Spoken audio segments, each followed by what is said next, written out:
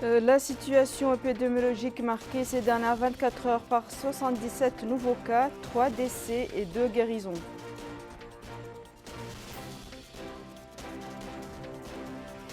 Réunion du comité de veille économique examine les derniers développements de la situation économique nationale et internationale.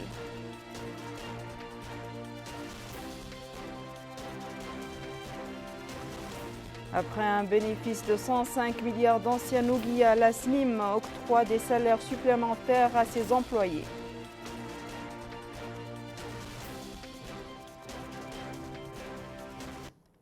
Bonsoir mesdames, mesdemoiselles et messieurs et merci de vous joindre à nous. Comme annoncé dans les titres, la situation épidémiologique relative au Covid-19 a été caractérisée ces dernières 24 heures par 77 nouveaux cas, 3 décès et 2 guérisons. Une annonce faite par le directeur de la santé publique, Dr Sidioul Zahav, dans le point de presse quotidien.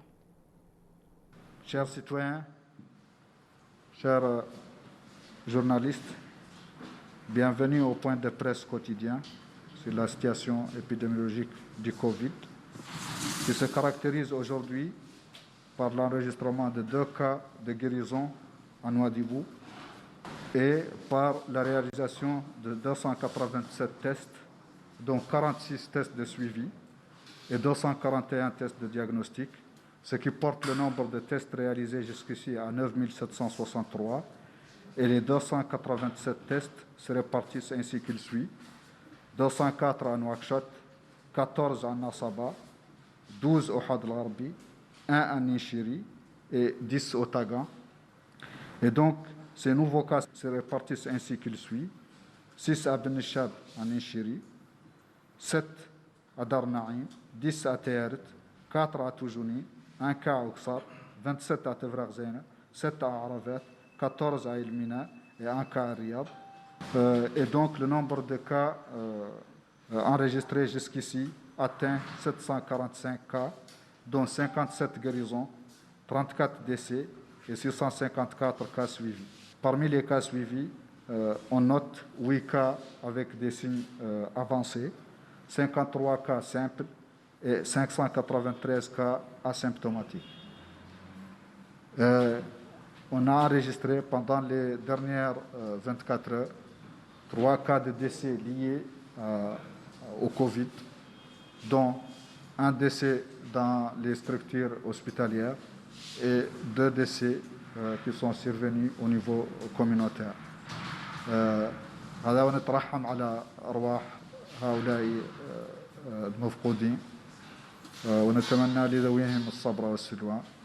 نرجو من الله العلي القدير أن يتغمدهم بواسع رحمته وإنا لله وإنا إليه راجعون. Le comité de veille économique présidé par le ministre de l'économie et de l'industrie, M. Abdelaziz Ould Dahi, a tenu une réunion visant à examiner les derniers développements de la situation économique nationale et mondiale durant cette période marquée par la pandémie du coronavirus. Au cours de la réunion, les ministres ont discuté de la situation économique du pays et ont également appelé à la réactivité de nos partenaires au développement, aux appels lancés au groupe international pour soutenir notre pays dans les circonstances actuelles. À la fin de la réunion, le ministre de l'économie et de l'industrie a fait une déclaration à la presse dans laquelle il a évoqué les points les plus importants de la réunion et les grandes lignes de cette déclaration avec Bokar Baye-là-bas. L'objectif de la réunion est d'étudier les derniers développements de la situation économique nationale et mondiale dans ce contexte difficile lié à la pandémie du Covid-19. Ainsi, le ministre de l'économie et de l'industrie, Abdelaziz Ould Dahi, président du comité interministériel de veille économique, a indiqué que plusieurs points ont été débattus lors de cette réunion. D'abord, il a indiqué que la réunion a tenté de faire un diagnostic rapide de la situation nationale caractérisée par un regain de cas de coronavirus. Il a ajouté que la réunion a permis de confirmer l'appréciation des orientations du président de la République sur l'importance de prendre des mesures de prévention. Il a également souligné que la réunion a permis de faire le point sur la situation économique, notamment la recherche des moyens pour renforcer la croissance économique. À cet effet, il a indiqué que l'inflation reste sous contrôle rappelant que les marchés sont bien approvisionnés en produits alimentaires de base. Le ministre de l'économie et de l'industrie a indiqué que la Mauritanie a obtenu 55% des contributions de la part de ses partenaires au développement, remerciant la Banque mondiale et le Fonds monétaire international. Il a déclaré que la réunion a permis d'évoquer l'initiative du G20 en faveur de notre pays, saluant les initiatives prises par le G20, le Club de Paris, la Banque mondiale et le Fonds monétaire international concernant la suspension d'un an les services de la dette des pays en développement, notamment le groupe du G5 Sahel, soulignant toutefois que la meilleure solution reste l'annulation de la dette extérieure de ces pays, eu égard aux immenses défis sans précédent auxquels ils sont confrontés.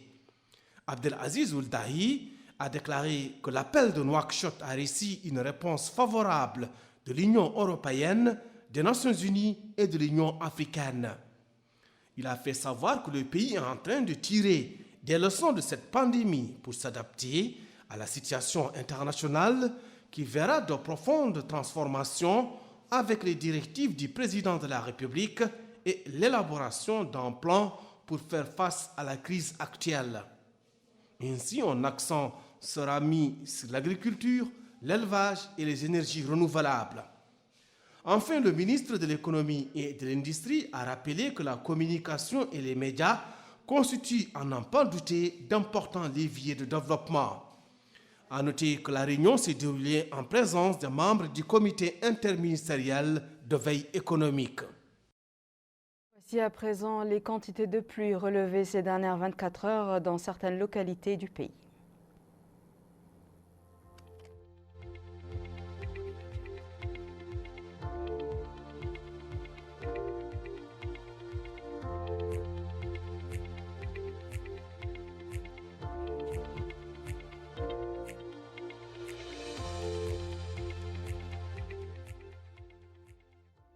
Je vous le disais en titre, après un bénéfice de 105 milliards d'anciennes Ouguiya, la SNIM a octroyé des salaires supplémentaires à ses employés. 4 mois pour les ouvriers, 3 salaires et demi pour les maîtrises et 3 salaires pour les cadres. Bokar Baylaba. Désormais, tous les employés de la Société nationale industrielle et minière SNIM bénéficieront de salaires supplémentaires.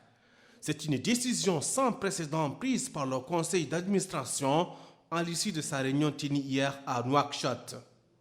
Avec un bénéfice estimé à 105 milliards d'anciennes Ouguiya, la SNIM peut se permettre le luxe de prendre une telle décision sans précédent et très saluée par les employés de l'entreprise. Nous saluons vraiment la situation que le DG a pu vraiment fournir pour les travailleurs. On dit chapeau, on dit chapeau. Et nous félicitons encore le président de la République, Mohamed Sahoul Azbani. De ce fait, les travailleurs sont mobilisés pour faire un effort continu, durable. Et encore, de toute façon, nous sommes là pour réaliser l'objectif, Inch'Allah. Nous remercions le président de la République de ce geste très important et très favorable qui a été fait pour les travailleurs de la SNIM, qui ont vraiment donné de leur effort. Donc de ce fait, c'est une récompense méritée. Donc nous sommes très rassasiés et très contents. Et Inch'Allah, nous fournirons le maximum possible à ce que la production se multiplie et à ce qu'il y ait beaucoup de bénéfices pour la société. Cette décision a été également saluée par le syndicat, promettant que les employés redoubleront d'efforts afin que la SNIM continue à être productive et rentable. Les décisions qui ont été prises au niveau du conseil administratif de la SNIM, pour nous, sont historiques, ont été prises en faveur des travailleurs, parce que ça fait longtemps nous avons des problèmes, on nous comprend très mal, on ne nous écoute pas, on ne se concerte pas avec nous. Mais depuis l'arrivée de la nouvelle direction, nous sommes écoutés en tant que délégués du personnel, en tant que syndicat, nous sommes respectés. Nous remercions la confiance que le président de la République a donnée à notre directeur général. Nous vous garantissons que si ce climat continue, nous continuerons des hommes de production. Nous ne voulons pas retourner aux années passées, aux années de la perturbation du climat social. Vraiment, nous sommes très contents et nous sommes fiers des engagements respectés par le président de la République lors de sa campagne électorale, que tout résultat au niveau de l'entreprise, les travailleurs auront les parts. En dépit de la crise du Covid-19, la SNIM, qui est le fleuron de l'industrie nationale, affiche une santé de fer. Et cette décision d'octroyer des salaires supplémentaires aux employés vient en point nommé. De la wilaya du Tirzemour, nous allons vers le Hawza Sharqi où les campagnes de sensibilisation sur les dangers du Covid-19 se poursuivent à Basseknou. La commune travaille à la bonne application des mesures prises par le gouvernement pour endiguer cette pandémie. Amina Takan. Se laver les mains avant d'entrer dans la mairie de Basseknou, un geste devenu obligatoire en cette période où la pandémie de la Covid-19 sévit chez nous. Cheikha Ould Mohamed Ould Hanana, maire de la commune de Basseknou, a souligné que depuis l'apparition du premier cas de la Covid-19 le 13 mars dernier dans notre pays, les autorités administratives sécuritaires ont mis en place plusieurs stratégies et mécanismes de prévention axés sur la sensibilisation. Des sensibilisations qui ont été élargies et organisées en collaboration avec les associations des jeunes et des femmes. La commune travaille étroitement avec les autorités sécuritaires pour combattre les infiltrations dans cette ville frontalière avec le Mali, car la Muqata'a de Basseknou partage avec le Mali une vaste frontière longue de plus de 220 km. L'armée occupe plusieurs positions au sein de la frontière et nous avons mis l'accent auprès des chefs de village et des relais communautaires sur l'importance des gestes barrières et des mesures de confinement. Ce citoyen a indiqué que l'armée a accompli un travail remarquable et que les habitants sont prêts à aider les pouvoirs en toutes circonstances. Cet autre a indiqué que malgré le fait qu'ils partagent la même frontière avec le Mali, les habitants ont très tôt compris la nécessité et l'importance du respect des mesures barrières. Direction Kaïdia où la campagne d'assainissement de la ville a débuté dans le cadre du programme Oulawiyati du président de la République. Des dizaines d'employés s'activent au niveau du marché central, les dépôts d'ordures, les principales rues et les places publiques pour ramasser les ordures. Rabia Deda. La ville de Kéhédi en pleine campagne d'assainissement dans le cadre du programme Oulawiyati du président de la République qui concerne 33 communes de la Mauritanie. Les ordures ménagères seront désormais ramassées par ces équipes. Le lancement de cette campagne d'assainissement a eu lieu en présence du Wali du Gorgol, M. Ahmed Nahoud Sidb, qui a indiqué pour la circonstance que l'assainissement de la ville de Kéhédi rendra Kéhédi propre avant l'hivernage, où la ville connaîtra la prolifération des moustiques et des insectes autour des eaux stagnantes. De son côté, le maire de Kéhédi a salué cette action. Le gouvernement a tenu à son engagement depuis l'élection du président de la République, son Excellence Mohamed Cheikh Ghazouani. Il avait pris l'engagement d'accompagner la jeunesse. Et aujourd'hui, nous sommes comblés de ce programme d'urgence qui aujourd'hui a permis, pour un premier temps, de soulager les jeunes avec au moins 150 emplois de la jeunesse aujourd'hui qui sont en train de travailler dans cette ville, qui, depuis quand même belle lurette, n'ont jamais bénéficié de ça. Cette campagne d'assainissement cible les lieux de dépôt d'ordures. Les marchés et les ruelles de la ville de Kéhédi seront désormais propres si les citoyens contribuent à cet effort. Nous restons à Kaïdi où les habitants de certains quartiers se plaignent de coupures du service d'eau potable. Un problème que la Société nationale d'eau promet de résoudre dans un proche avenir. Amina Takan toujours. Dans la périphérie de Gleibat, à Kéhédi, l'eau courante n'est toujours pas disponible en grande quantité. Vatmetou se dirige vers son robinet, un bidon à la main, mais elle revient bredouille. À notre micro, elle nous a confié que l'eau potable n'est pas toujours disponible. En général, le soir, l'eau coule et le matin, il est très rare que l'eau soit disponible. Même son de cloche pour ce citoyen qui demande aux autorités d'intervenir pour mettre fin à leur calvaire, surtout en cette période où la pandémie du Covid-19 sévit dans notre pays. Nous nous sommes rendus à la Société nationale des eaux à Kéhédi où nous avons rencontré le chef de centre Haroun Ould Baba Ould Mustafa qui a souligné que l'extension de la ville est l'une des causes principales du manque d'eau dans certaines zones. Il cite à titre d'exemple les quartiers de Gleibat, de Tensa et de Gataga. Il poursuit en indiquant que des missions sont venues dans la wilaya pour faire le diagnostic et évaluer l'étendue des problèmes. Enfin, il conclut en indiquant que des solutions appropriées et idoines seront apportées dans les plus brefs délais. La ville de Kéhédi est approvisionnée à partir de 3 puits artésiens. Avec la croissance démographique de la ville, une extension du réseau d'adduction d'eau dans cette ville s'impose. L'arrêt biologique au niveau de la pêche industrielle et artisanale a débuté ce 1er juin sur l'ensemble des eaux territoriales mauritaniennes. Cet arrêt d'1 mois vise à protéger la ressource halieutique et à créer un climat favorable à la reproduction et à la multiplication de cette ressource, en plus de la préservation du milieu environnemental. L'arrêt biologique est entré en vigueur sur l'ensemble de nos eaux maritimes. Cet arrêt, observé depuis quelques années dans notre pays, a pour objectif de permettre la création d'un milieu propice à la régénération des ressources halieutiques, leur gestion durable et la préservation du milieu naturel. Cet arrêt a des avantages. D'abord, il est fait pour la préservation de la ressource, parce qu'il faut préserver le poulpe particulièrement, les juvéniles qui doivent être préservés. Il faut leur donner aussi le temps du grandissement, parce qu'une poulpe grandit tous les jours de 11 grammes, donc si on la laisse pendant 1 mois ou 2 mois, vous aurez déjà le poids autorisé à être pêché. Donc il a un autre avantage, c'est que les marins vont aller chez eux, ils vont se reposer. Il a un autre avantage, c'est que les marins aussi font leur affaires sociales durant cette période.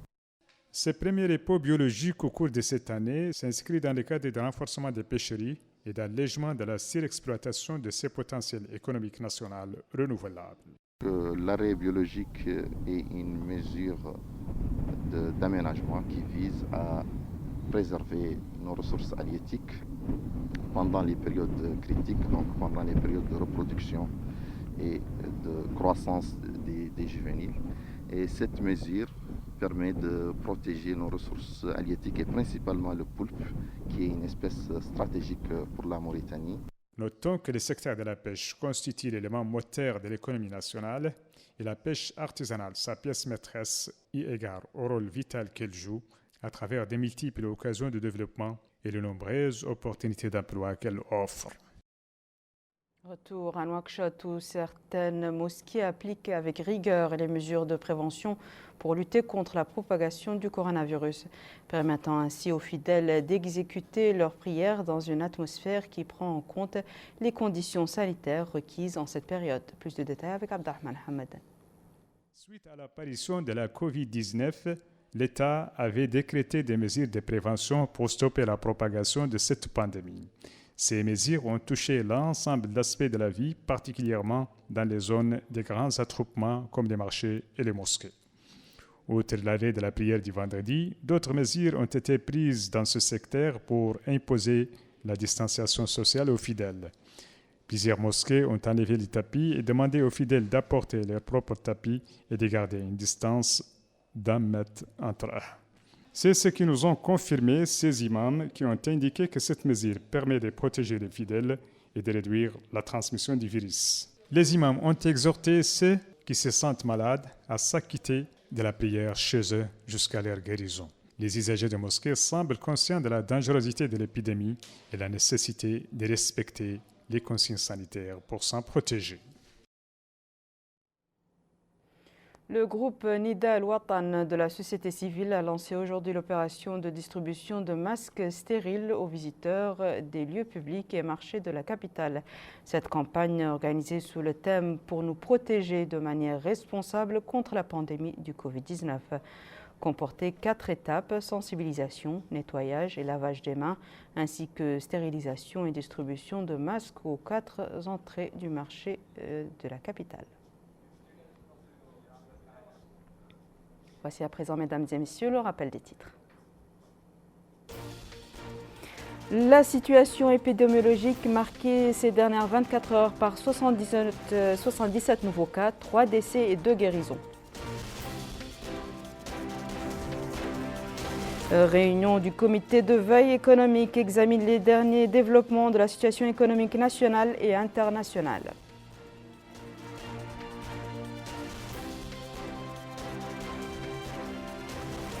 Après un bénéfice de 105 milliards d'anciens Ouguiya, la SNIM octroie des salaires supplémentaires à ses employés.